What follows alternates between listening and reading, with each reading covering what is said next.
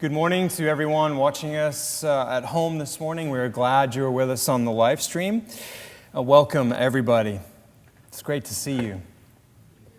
Thank you. Thank you, Charlotte and Catherine. Have they gone to learning centers? Yes. Please convey our thanks to Charlotte and Catherine. I hope to do so after the service. So in last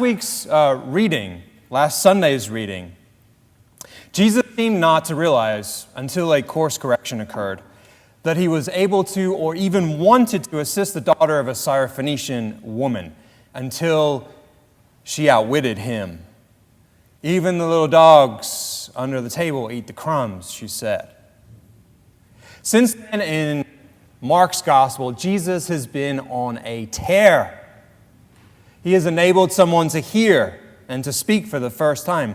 He's initiated a feast by the lakeshore that feeds thousands of people that began with only 7 loaves and a few small fish. He's had a debate with some religious leaders. And then there is the bizarre story in Mark 8 of Jesus helping someone with their sight. A man is brought to him. Jesus wipes his own saliva on the man's eyes and essentially says, "How about now?" And the guy says, "I kind of see, but it looks like people are walking around and they look like trees." And so Jesus stares at the guy intently and then says, "Well, how about now?" And the guy's good to go. And so Jesus tells him, "All right, don't go back to the village that you came from." It kind of feels when you read that story that Jesus might not want people to know that it took him at least a couple of times to get it right. So then right after this, Jesus is on the road with his disciples in today's reading, and he asks them, "So who do people say that I am?" John the Baptist, others Elijah, one of the prophets. "And who do you say that I am?" And Peter says, "Oh, you're the Messiah." And he says, "Keep it to yourselves." He sternly orders them to tell no one. Now, this might be a somewhat or completely irreverent reading of the gospel story. But it feels to me like after being set straight by the Syrophoenician woman, and after taking a couple of tries to help a man with his sight, Jesus is still in a mode of self-discovery in Mark's gospel. Or perhaps at a minimum shies away from the idea that everyone in the whole world ought to make a proclamation that he is the anointed. There's a very human evolution here, which we are engaging at the midpoint along the journey. Perhaps there's some self-doubt. Surely Jesus, like you do, had the capacity to feel some discomfort with any sort of proclamation of greatness about himself. Is his demand that people keep their mouths shut built on a doubt that he has somehow arrived? He's not quite ready to go full-fledged Muhammad Ali. "I am the greatest." 15 times I've told that clown what round he's going down. He'll fall in 8 to prove that I'm great. Jesus is not ready for that. Are you? Are we? Are we the greatest? Are we the greatest? We told them at First Kong that they're dead wrong. They've prayed and prayed, but we still have the best lemonade. We might still be working on our rhyme schemes, but more importantly, we're working. We haven't arrived. That doesn't mean we aren't doing some good things here in the meantime. There's plenty going on here and plenty going on out there. Responding to the influx of refugees from Afghanistan, aiding our partners, feeding the hungry, responding to needs of renters as the pandemic sort of, but not really, subsides. As we kick off this program year, we know that we are entering a season of discernment, planning, thinking, praying, hoping, wondering. We haven't arrived, and that's okay. We're on a journey, and that's okay. Much of the gospel narrative, Jesus is journeying as well. He meets people along the way. There are joys and frustrations, bubbles burst, and the miraculous occurs, and life is unpredictably amazing. For Jesus, as he's out on the road, he is forever changed by what's happened and what's happening. He moves from Bethlehem to Nazareth to Capernaum to the road. He can't ever go back to how life was, for it'll never be the way that it used to be because of what happens to him along the way. And so this Kickoff Sunday, we acknowledge something basic and essential. In 2021, it'll never be the way that it was. I promise you I will spare you a sermon about COVID. Delta, vaccine rates, hospital admissions, we already know this. And also we already know that everything is squishy. Are you safe? How safe? What are your risks? David Leonhardt in the Times this week, a now often quoted story, seemed to give us news that we wanted to hear. The news of vaccines and Delta saying that your risk when vaccinated is similar to taking a car ride. There's risk, but it's low. The issue for us, though, is not the statistics that say that you're as likely to be safe as a car ride. The issue is COVID is like taking a car ride in a modern car, but doing it 100 years ago. It might be safe, the numbers are on your side, but if you've never taken a car ride like that before, how do you know you can trust the data? It's squishy, you're not sure because you've never been here before. And so there are folks at home watching the service. Again, good morning. Some of you at home might be here next week.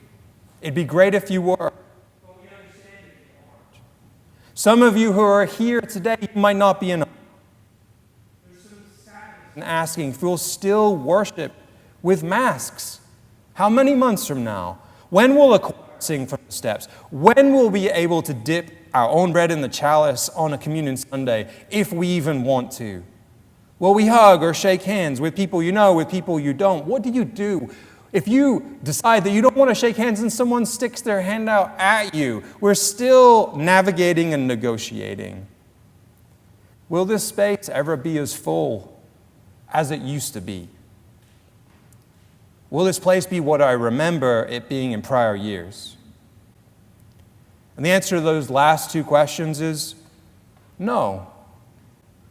Whatever comes next will be different from what you remember. Will it be as full as it used to be? Probably not. And if it is, on a consistent basis, it will be years from now in all likelihood. It just isn't going to happen. Some of our most dedicated members of the community are folks who are concerned about their health or feel better being at home right now or have adopted new practices and habits over the past year and a half. Some of us want to be here and can't. Some of us are scared of crowds, and there's no talking us back into it until we're good and ready. Some of us got used to watching church from afar, bowl of Cheerios in hand. Again, good morning to those of you at home. It'll never be the way that it was. And with change comes opportunity. I'm just talking about worship again, but will we worship with the same amount of people more in the coming months? Well, I didn't say the numbers just in here are down or are different. Actually, when you add the group of people who are worshiping physically in this space to the live stream group, to the online group that watches some, most, or all of our service after the fact, it could well mean that our overall worshiping community is stable in numbers while being diminished or unstable in the physical space. Last week, granted it was Labor Day weekend, but it was the first time I believe that there was just about a 50-50 split between those who are here in person and those who watch the live stream at home. When you add in the folks who watch the service afterwards, more people watched our service online than attended it in person. So clearly we have to wrestle with the clear and obvious fact that we don't know what to expect, whether it's 50 or 70 or 75 or 100 or 125. What we do know is that in here, in this space, we have space for 350. That is our standard setup. No soccer team that averages 10,000 a game builds a stadium for 65,000. One can be aspirational, one can be realistic, one can be even realistically aspirational. But being nostalgically aspirational doesn't actually work.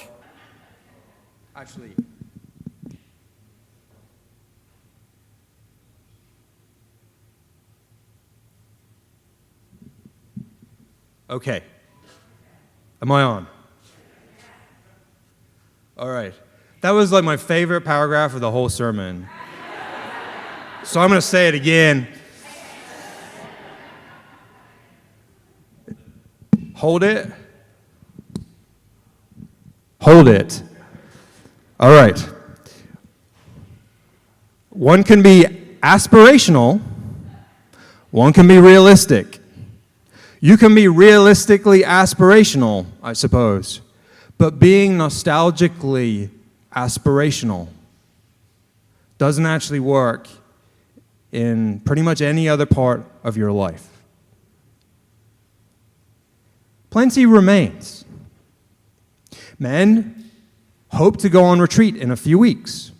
You've got some folks signing up, right, Armin? Women are holding a breakfast in a couple of weeks from now. Confirmation is beginning soon. Side Door starts Friday after next.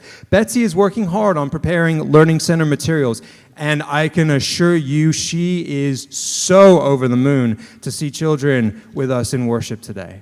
Claudia is in the childcare room. We welcome nursery school children once again. We remain concerned about the many problems facing the community and the country. And things are evolving. One day, and that right soon, we will begin worship in the dark, and we're going to flip the switch, and you can know that the power that powers these lights is coming from the sun. After church today, if you haven't already, walk around this side of the church and look up. Thank you, Nick, John, Building Grounds team, and so many more. Our staff has been evolving. John Thompson, our executive director, has taken on more responsibilities, managing the human resources and facility in concert with volunteer leaders.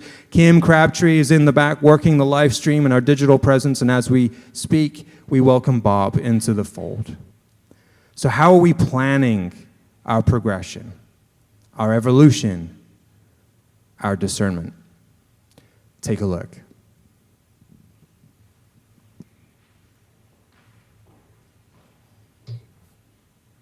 Strategic thinking and planning helps churches find focus and direction about how to make thoughtful decisions about the future and beyond. Even before the pandemic, we were thinking we needed to spend some time discussing and discerning together what our overall vision might be going forward.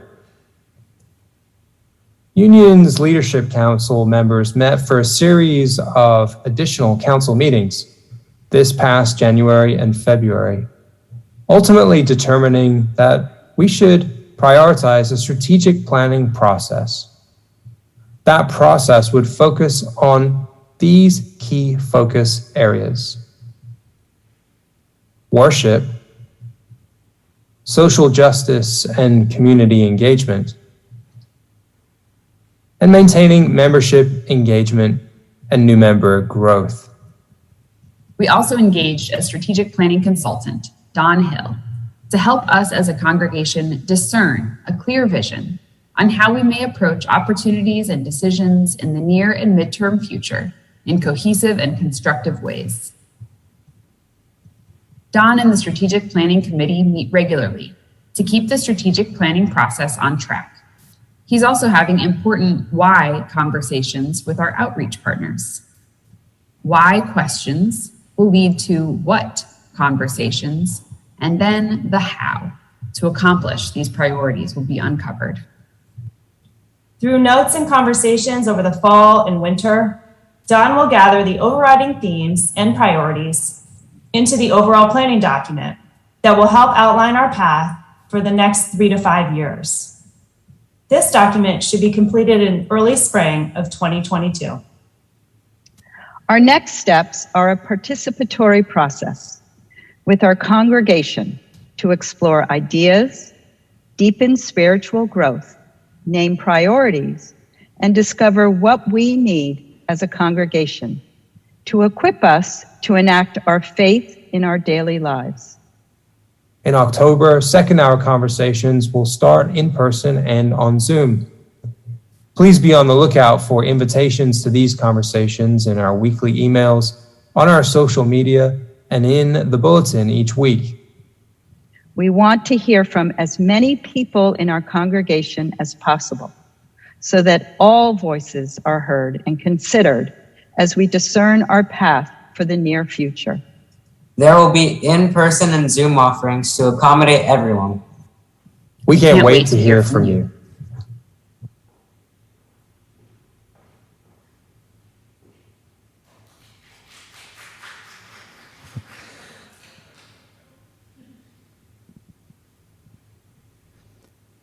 It would be unusual for a strategic planning video in the middle of a sermon to receive applause, so thank you, Mart and Janet. Who do you say that I am? Are we the greatest? Well, only when we're joking. Are we trying to emulate Jesus? Of course. We're not sure we've arrived. We're still doing some great things, though. Trying to provide healing. Still figuring it out in a topsy-turvy world. And that's okay. Our job this year is, as you can see on the front of your bulletins, is to love our journey. To love our journey, even though the final destination is not yet known.